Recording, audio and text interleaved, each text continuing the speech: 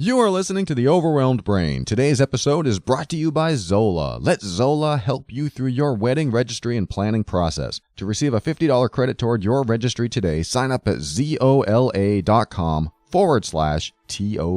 Are you annoyed by affirmations? Are you tired of that same old, rehashed personal growth advice that all seems to boil down to, think positively and all your problems will go away?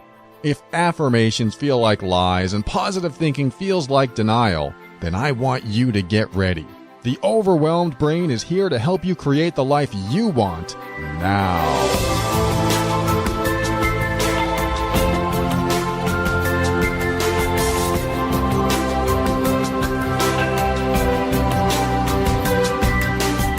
Welcome to The Overwhelmed Brain. I am your host, personal empowerment coach, Paul Coliani. I am here to help you increase your emotional intelligence, strengthen your self-worth and self-esteem, and empower you so that you can make decisions that are right for you. Everything I talk about on this show is my personal opinion and is meant for informational and educational purposes only. Always consult a medical or psychological professional before making any changes that could affect your physical or mental health. And I want to thank you in advance for your leniency while I still get over this cold or allergies that I'm having. So thank you in advance for tolerating my stuffy sound. I mean like congested, where I just sound a little, nasally. I can't emote as much as I want to. I can't inflect as much as I want to. So I'm going to do my best. And I appreciate, like I said, your leniency as I record today's episode. So the first thing I'm going to talk about today is an email I received from someone I'm going to call, let's say Joe. Joe says, "Hey, Paul, thanks for the podcast. It has helped me. I stumbled across it while trying to find an explanation for the way I am in my relationship. When my girlfriend tries to bring up how I feel about her, it's like I close up. My mind goes blank. It gets to the stage where any feelings I think I have to express are just those of anxiety and stress. I'm stuck in this place where I don't know what I feel for her, but I also don't know if that's just how I am. We're on the verge of breaking up because of it. The idea of breaking up is almost a relief to me because I know it'll end this particular issue, but I'm worried that it'll just show up someplace else down the line. I don't like that I am dragging her through this while I try to work myself out. It's not fair on her. I started seeing a psychologist because of this.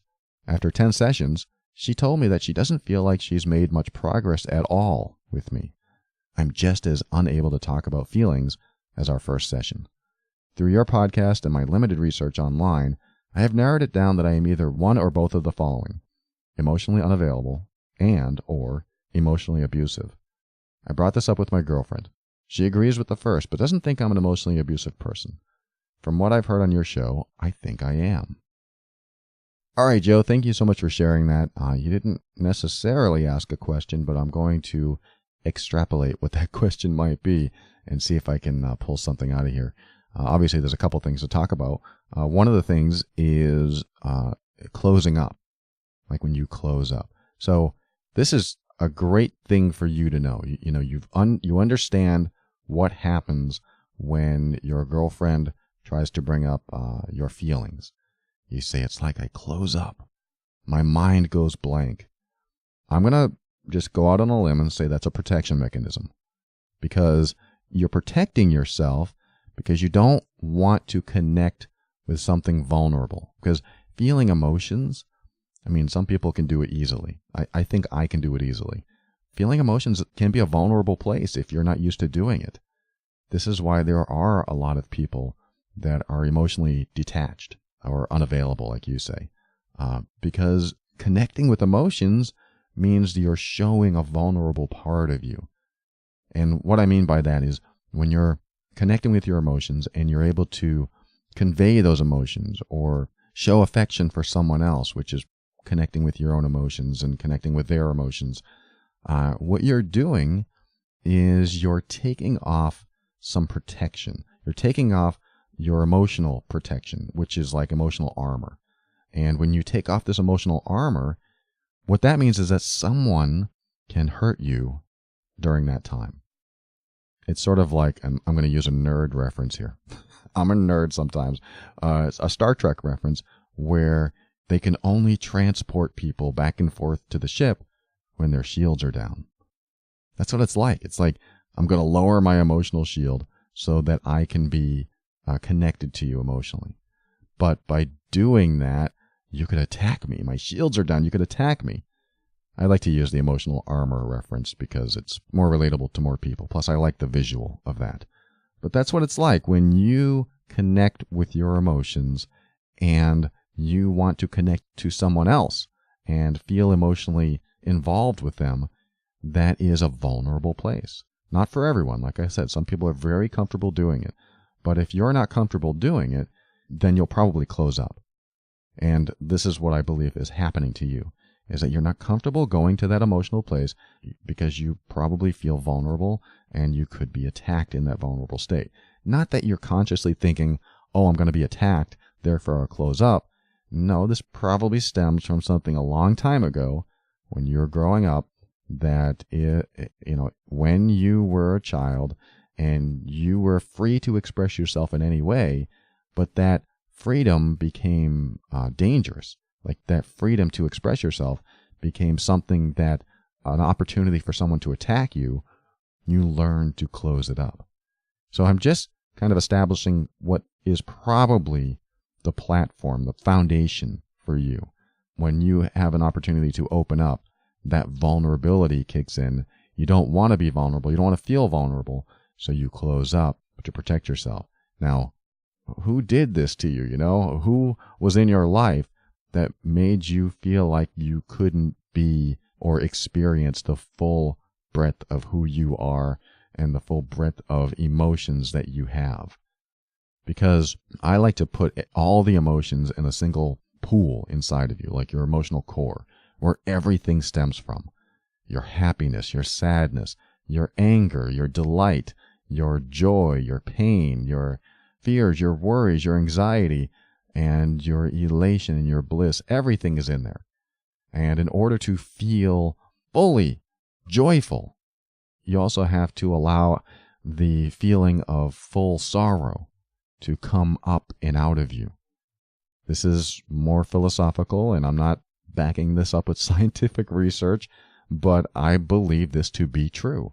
And I look at my own life and the life of my clients and the life of people I've worked with, that when they're able to access the full breadth of emotions inside of them, especially the full breadth of pain that's in there, because that's where a lot of us go, is that we have this pain in there and we don't want to access the pain. So we don't access the pain, and that means we also don't have access to a lot of the good stuff too, to the positive stuff. Not that pain is negative, but pain is just what it is. We don't want to feel it. We don't like it. So what do? We try to block it. We repress it. We close up. Because, this is me just guessing, but you close up because not only could there be love and joy and happiness inside of you, but there's also emotional pain and fear. And if you open that door, it's all allowed to come up.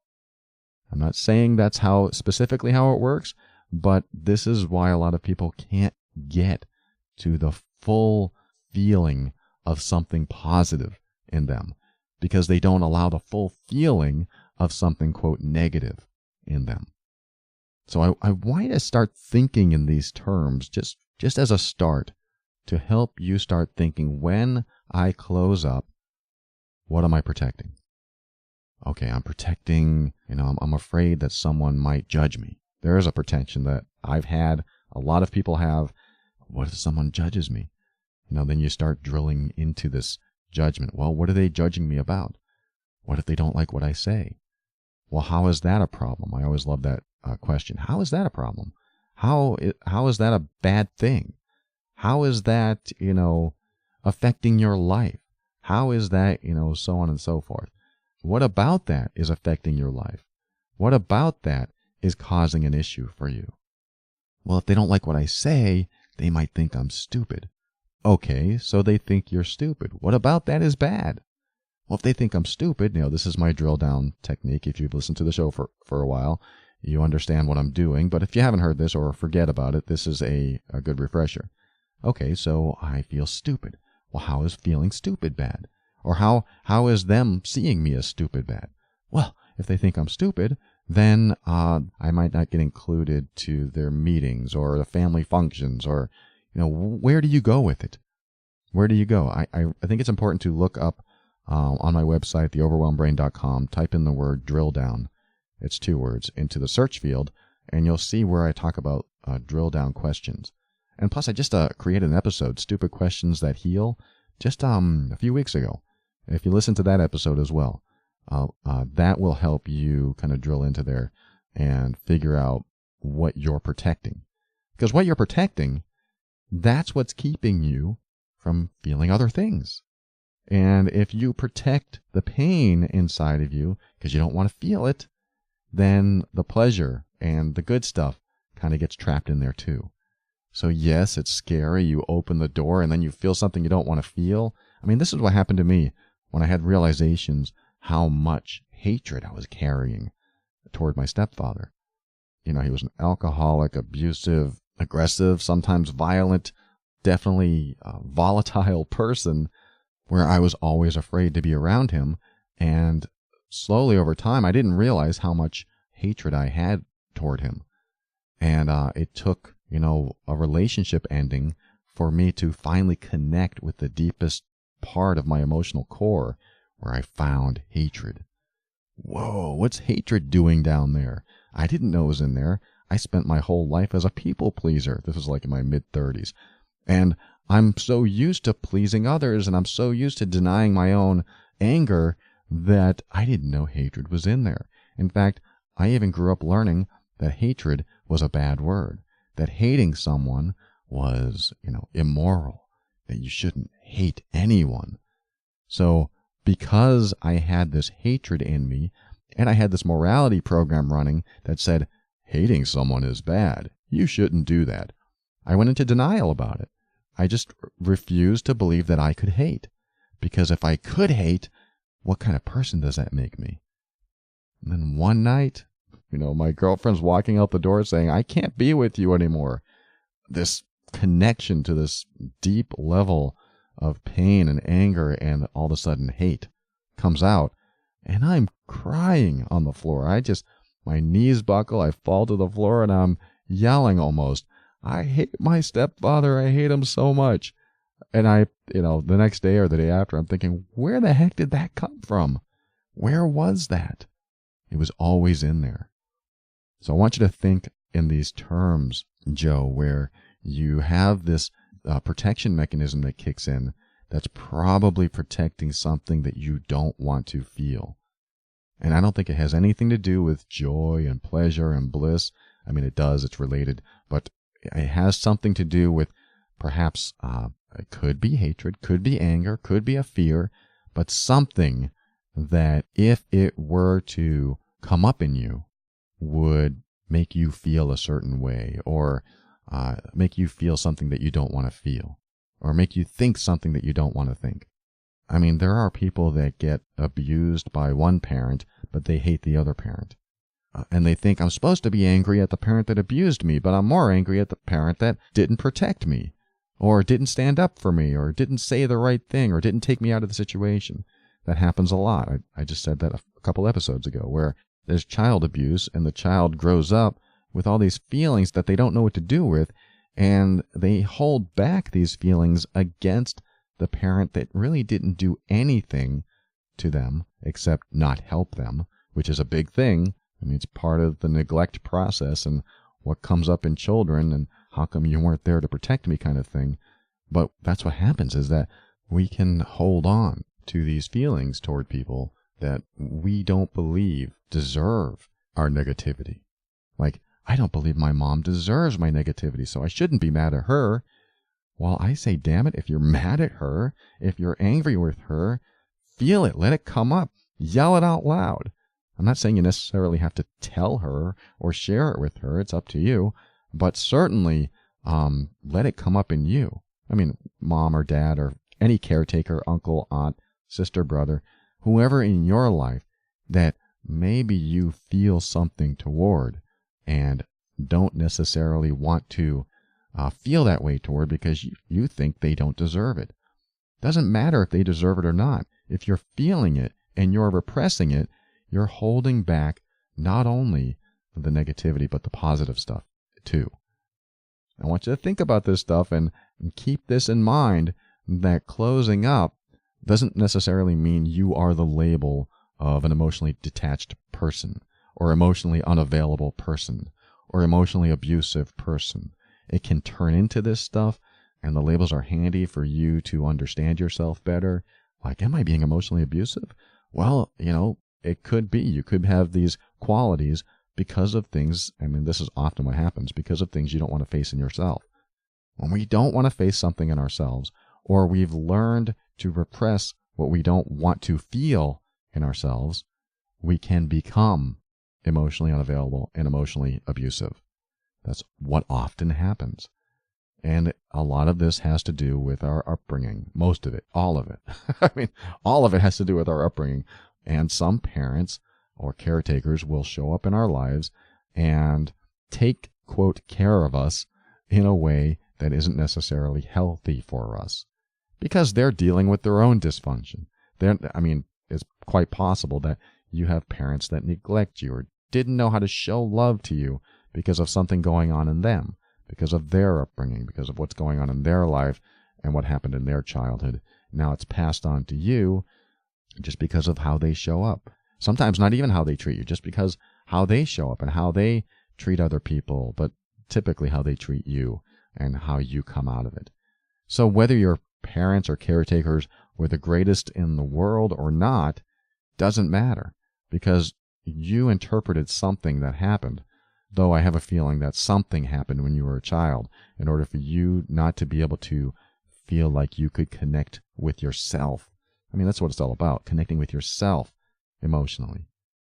And I will ask you this, because I've had clients that told me this, I'm emotionally unavailable, I'm emotionally detached.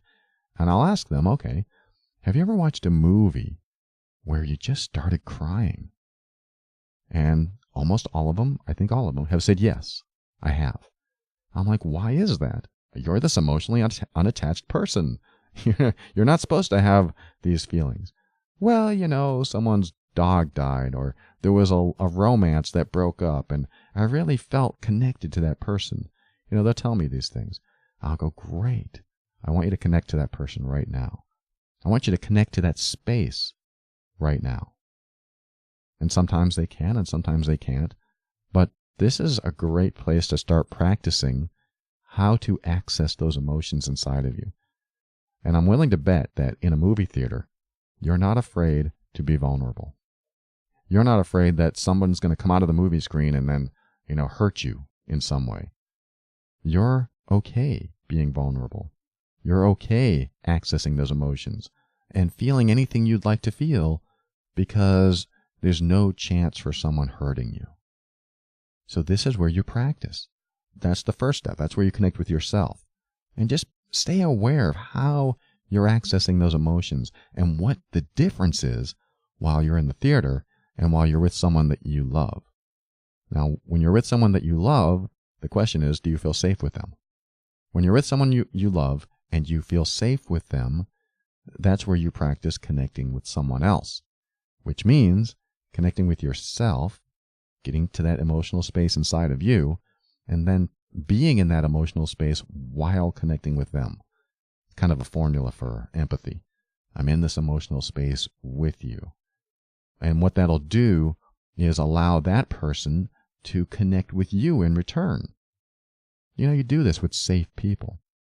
You might think that no one's safe, and that's what the problem is or something. But this is where those leaps of faith start coming in. It's like, you know what? I need to tell you something, and I'm afraid to tell you. Because you can say that to someone that has shown up as safe time and time again for you. Safe in the sense that you can share things with them, express to them, without fear that they're going to retaliate or be aggressive toward you at all. Not everyone can do this. You might not have someone safe in your life. That's kind of why it's good to have like a best friend. A best friend is usually the most safe person, because you could tell the best friend anything. Oh my God, I did this, and so-and-so is going to be so mad at me. And your best friend's going to, listen to you. And they're not going to tell you how bad you are and how immoral you are, typically. Some will. But The idea is that you have someone safe to express to, someone just like writing this email to me. You felt safe enough to write this to me, or I wasn't going to write back and say, "What? You're an emotionally abusive person? Well, you're a bad person." I have a feeling that you didn't think that, which is why you were able to open up to me. So this is the kind of leap of faith I want you to take, is to find someone that you feel might be the safest person to express to, and express some things to them. Maybe some things that you've held on to. Maybe some things that you feel embarrassed, guilty, ashamed by, humiliated by. Anything that comes up that you're afraid to express to someone. You find a friend or do it with your partner, because what you want to do is reinforce that it's okay to connect with that part of you. Because if you never try it, you'll never realize that it's okay to do it. And like I said, not everyone's safe. If you have a volatile stepfather like I do, you're not going to want to express anything to him. Now, when you learn to express yourself with safe people and you learn to start honoring your boundaries and telling people what's acceptable in your life and what's not, and really start getting into alignment with what you value most in your life, then you can stand up for yourself and stand up to people like, for example, my stepfather, which I have no problem standing up to now, where you're not afraid to connect with that part of you, because that part of you, you realize that emotional core has more of the experiences that you want in your life. Otherwise, you're just going through life looking at data, collecting information, which has little meaning. I mean, you might find some emotional connection to things, but don't you want the full experience? Like when you're in love, don't you want to be in love?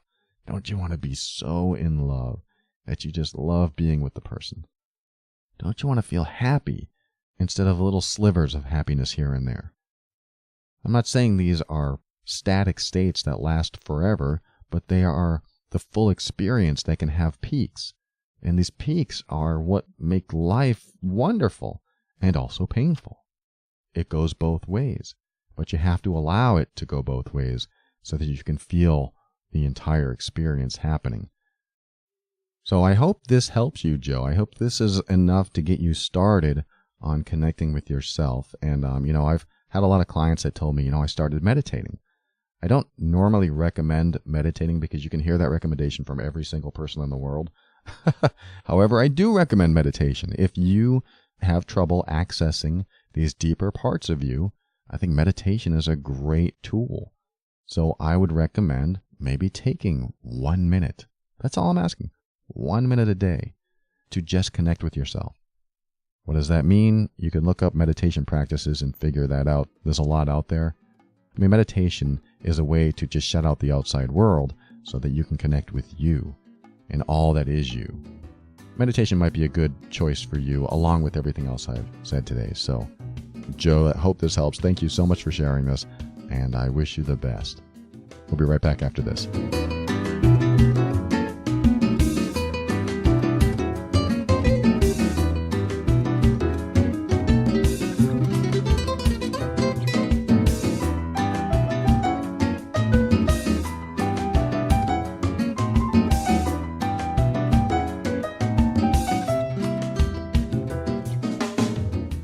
All right, let me ask you a question.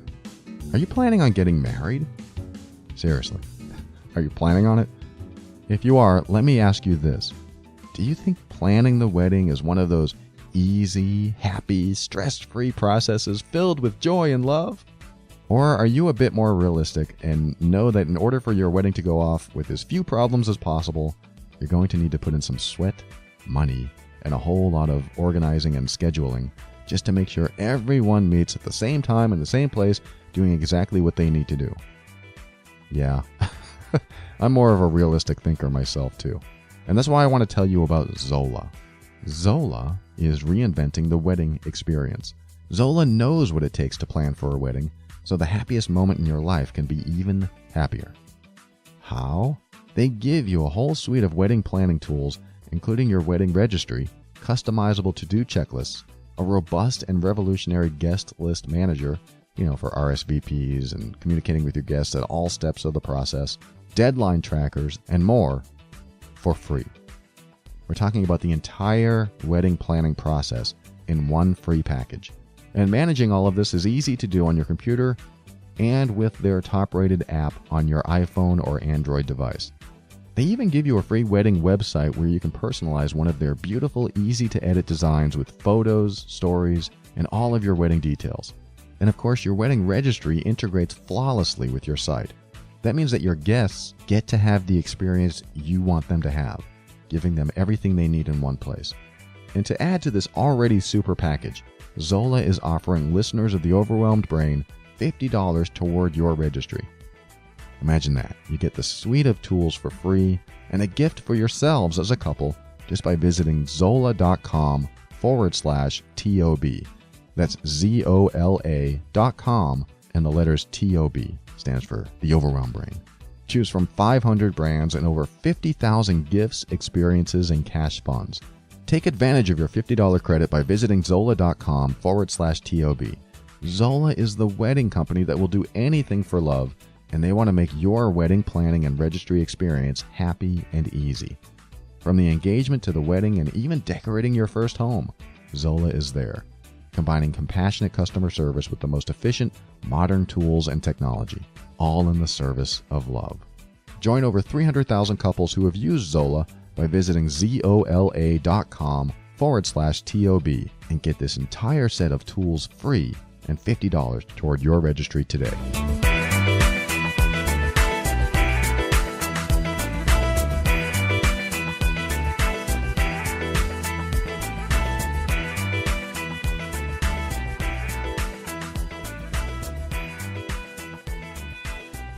All right, welcome back. I'm going to read you another message, one before we close the show. It's from someone I want to call Chris. Chris says, Paul, I wanted to thank you for answering the question I sent you. She says, I sent you the PTSD abuse question a few months ago. I'm not going to lie, it was tough to hear, but incredibly helpful. You were open, honest, and vulnerable. And I haven't seen much of that in the last few years, so sincerely, thank you. You reminded me that men can be vulnerable and empathetic, and that I can be heard. You gave me hope and validation. You made a difference in my life, and I truly hope that you are aware of your impact. Thank you for helping me get through one of the darkest years of my life. All right, Chris, I am honored. I am grateful. Thank you so much for that message. And the reason I wanted to read this is not only to publicly acknowledge Chris and thank her, but also, this goes in line with what I just talked about regarding finding someone safe with whom to share. And my coaching work, this is what happens sometimes, is that people will reach out to me and work with me in coaching, and some of our sessions are just them wanting to express something that maybe they've never expressed to anyone, or the people they expressed to weren't very safe in a way that they would lash back or feel defensive, and people reach out to me, and sometimes they will use our sessions just to express what's going on. Because here's what happens is, and I talked about this in the last segment, where you start expressing something that you are afraid to express or embarrassed, ashamed, feel guilty about, anything like that, where you usually don't express it because you feel like you might be judged and you feel like you might be labeled or put in some category. And when you find someone that's non-judgmental, when you find someone that really loves you unconditionally or just wants the best for you, they're going to listen with an open heart, an open mind, and wanting you to be happy. When you find someone like that wants you to be happy, and you're able to express things to them that you have trouble expressing or don't want to express because, it's something that you did that you don't feel very good about, or it's something that somebody else did to you that you don't feel very good about, or whatever. The past has all these meanings that we give to it. And a lot of the time, when we talk about it, when we express, just the act of telling someone about what happened to us or what we did can be enough to heal. I mean, this is kind of what my girlfriend does for the FionaProject.org. She wants child sexual abuse survivors to just tell their story. Because a lot of them they wall up, they stonewall themselves, they don't want to talk about it, and they just want to hold on to whatever it is because sharing it makes them feel, again, vulnerable. And when they're vulnerable, they can be, the feeling is they can be attacked. It may not be a conscious thought or feeling, but that's what it feels like. It feels like we could be attacked if we were to share something that happened to us or something that we did. I want you to feel safe to express yourself. And sometimes the people in your life aren't safe to express to. I mean, if you have things going on inside of you, here's what I use for a gauge. Like if you go throughout your day and you feel good more often than you feel not good, bad, then you probably don't have too much that you're repressing. You probably don't really need to find someone to express to and get some stuff out. If you feel good more often than you feel bad, then things are probably quite normal for you. You're in a better space than most people. However, if you feel bad, those negative feelings that you're carrying around, you feel bad more often than you feel good, then there's something in there to express. There's something in there to let go. What do you need to let go? This is that point in the show where if you listen late at night, right before you fall asleep, I get a lot of letters that say, I listen to your show to fall asleep. And they compliment me. They say, no, not because you're boring, because, you have a deep voice and you're always saying something positive and something for me to think about. And I fall asleep thinking about this stuff or not thinking about this stuff because you're just there talking. And so this might be that point in the show where I can just ask you the question, what do you need to let go? Because if you're falling asleep now, that's something to think about, right? That's something to dream about. If you're not falling asleep, if you're listening to this in your car, don't fall asleep. Just stay driving or just stay awake, stay alert, and do whatever you're doing. I want you to self-regulate here and figure out what you need to do for you. But, think about it anyway, no matter what you're doing. What do you need to let go? And a follow-up question. Let's just say that someone came into your life that knew everything about you, everything. They knew everything that you thought every second of the day. They knew every single event that occurred in your life. They can recall every second of every minute of every hour of every day of your life. You can't hide anything. Just think about that for a moment. You meet someone that you can't hide anything from. Now with this person, they know everything. What would you say to this person? Let's just say that you do have something that you have going on inside of you. You don't feel good. You feel bad more often than you feel good. What would you say to this person? What would come out? What would come up? What emotions are stirring inside you now as you think about this? Start having the experience inside you so that it can come out of you. Start connecting with that emotional core at that deep level so that these things can come up and out. So even if you don't have anyone in your life at all that you can feel safe with, just imagine someone showing up like that. Even if you're in a room by yourself, imagine they walked in. Now they're sitting there, and they know everything about you. What do you say? What would you like to say? I want to leave you with that as we close the show. I got something a little different during the outro of the show, so I want to keep you in this space as we hit the music to end this segment. And we'll say some thank yous, and then I'll give you that something different in a little bit. But if you're not ready for that something different, you want to sit with this for a while, just pause and come back to it when you're ready. Otherwise, let's close the show. We'll be right back and tell you what's going on after this.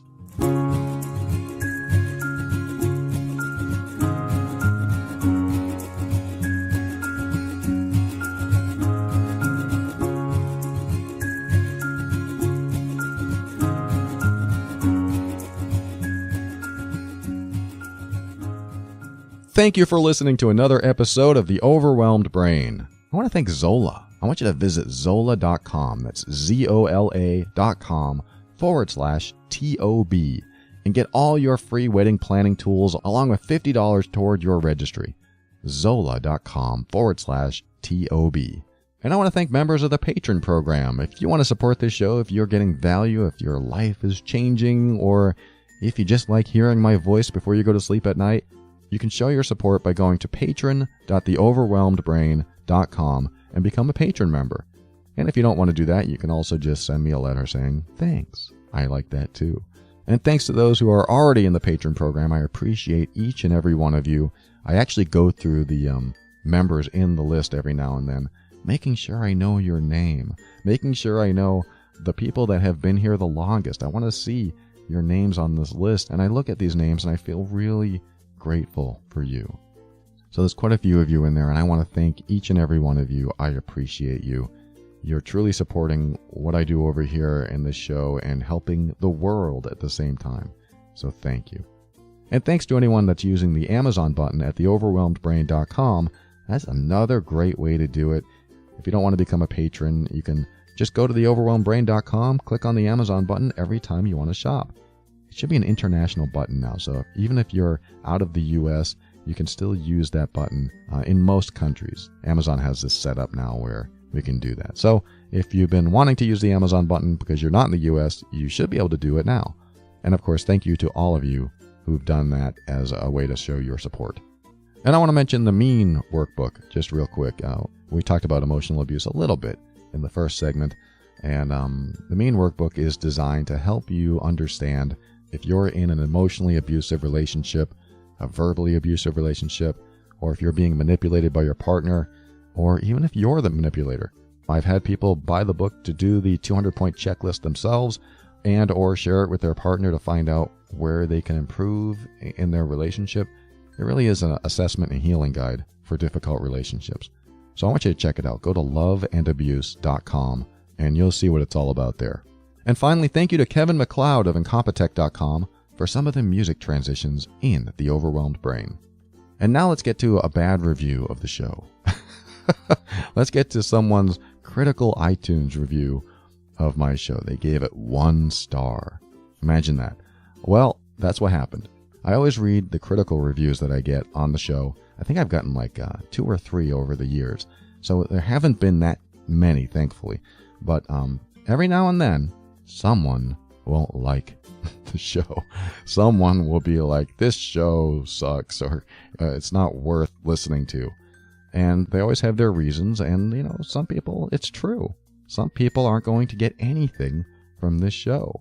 It could be the way I present things. It could be the processes don't work for them. Maybe I think so differently than they do that going to the places that I ask them to go just doesn't work for them.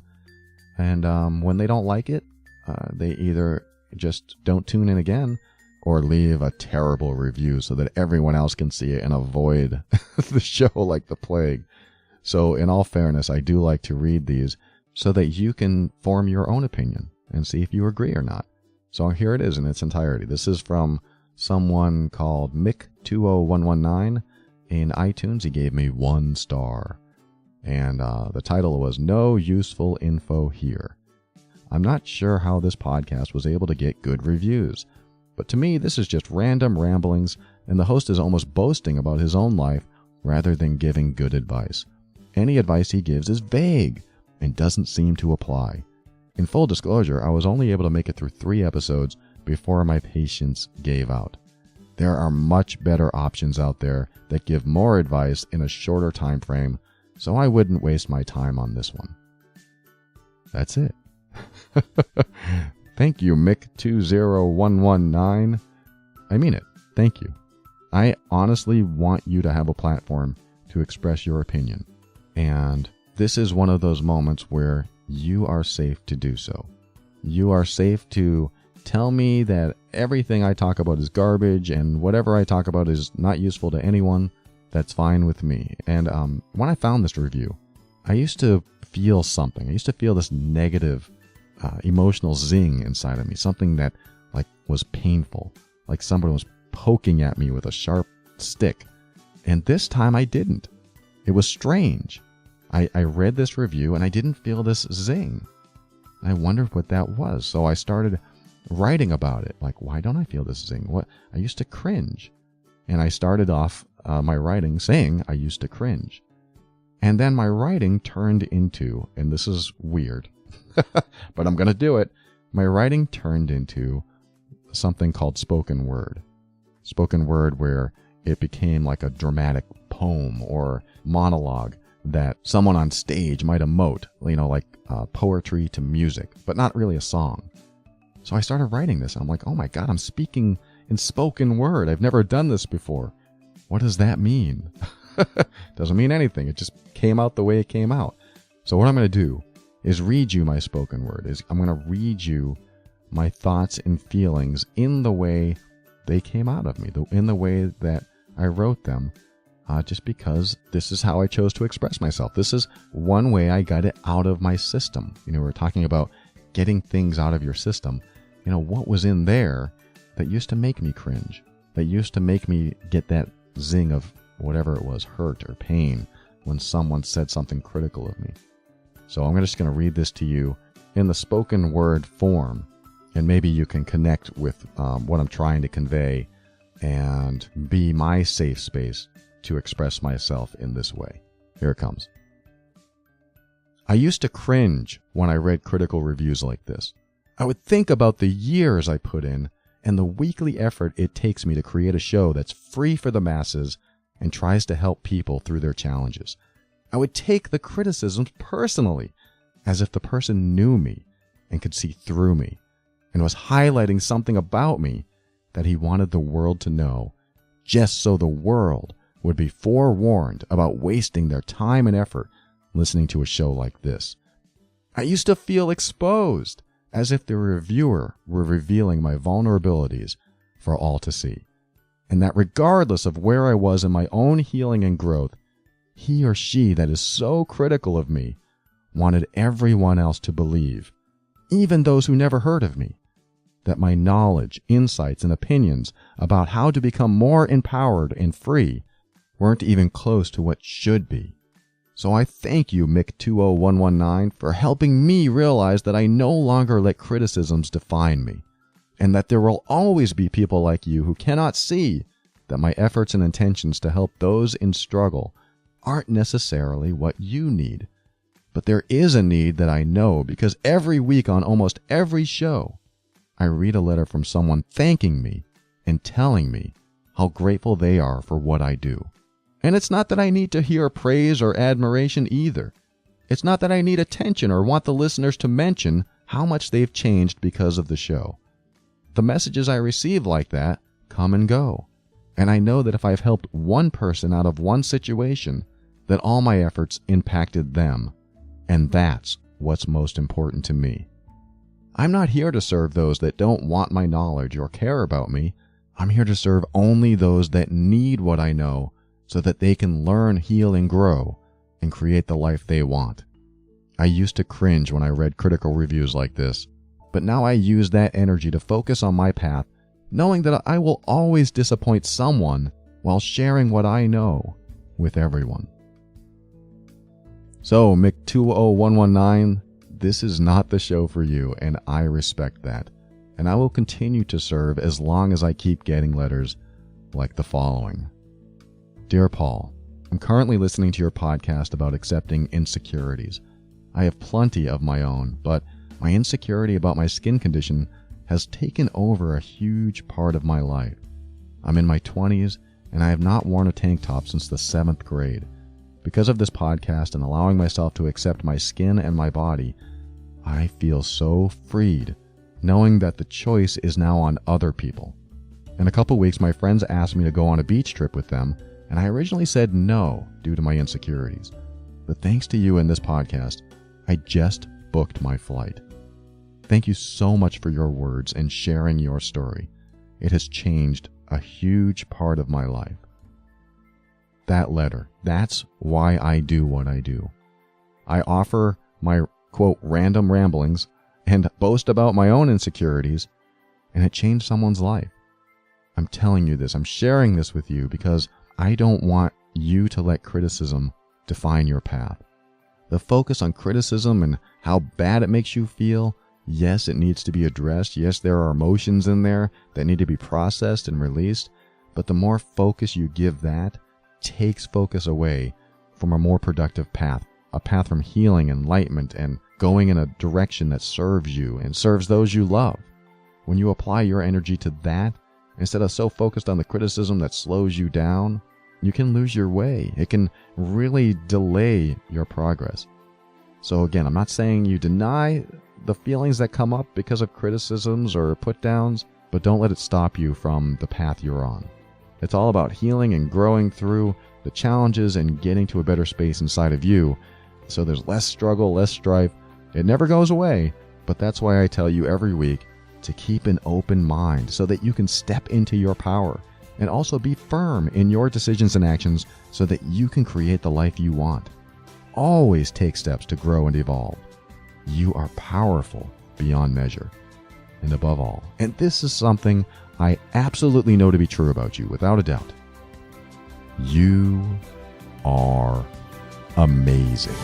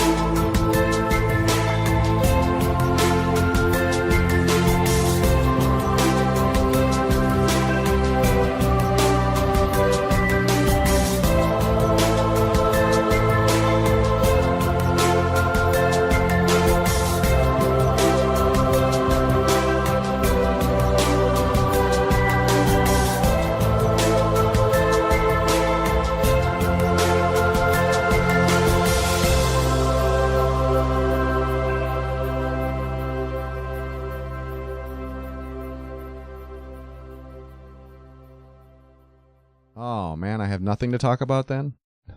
I don't have a first segment. Oh, that's great.